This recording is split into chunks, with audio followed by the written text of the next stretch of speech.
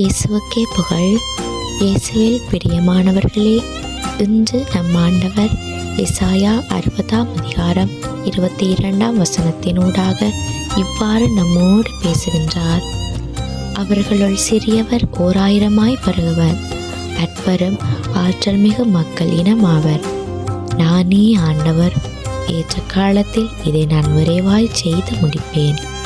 ஆம் பிரியமானவர்களே, நான் ஒன்றுக்கும் ஆகாதவன், எதற்குமே பிரயோஜனம் இல்லாதவன். யாருமே என்னை மதிக்கிறாங்க இல்லை, என்னை ஒரு பொருட்டாவே நினைக்கிறாங்க இல்லை. நான் எந்த காரியத்தை தொடங்கினாலும் வாய்க்கதே இல்லை என்று உங்களை நீங்களே தாழ்வாக நினைத்து கொண்டிருக்கிறீர்களா? அப்படி நினைச்சு கொண்டிருக்கிறவர்களா இருந்தால் இந்த வார்த்தை உங்களுக்கானது தான். உங்களுக்காகவே விசேஷித்த விதமாக ஆண்டவர் என்று இந்த வார்த்தையை கொடுத்திருக்கிறார். அன்று இஸ்ராயேல் மக்களை பார்வோன் ஒரு பொருட்டாவே கருதினதில்லை.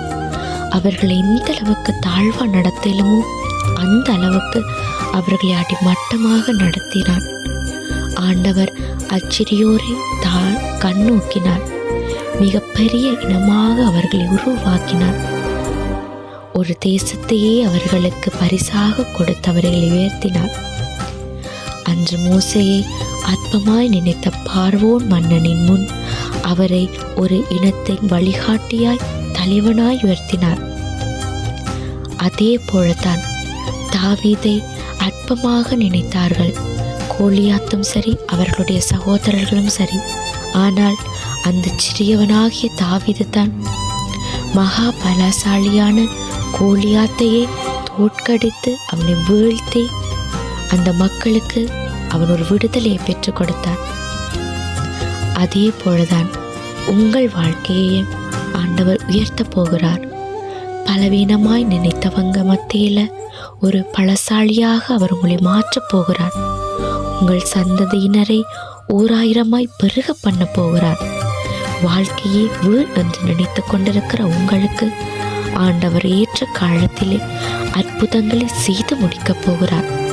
அவரின் சாட்சியாய் உங்களை உருவாக்கப் போகிறார். ஆண்டவரை நோக்கி கூறுவோமா?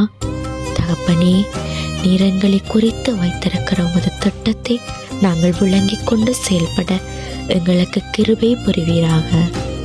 வீணன் என்று தள்ளினவர்கள் முன் வீரனாய் எங்களை மாற்றப் போகிற உமது அன்பிற்காக நன்றி அப்பா.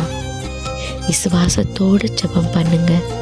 அவர் உங்களை ஆற்றல் மிக்க இனமாக மாற்றப் போகிறார். ஆமேன்.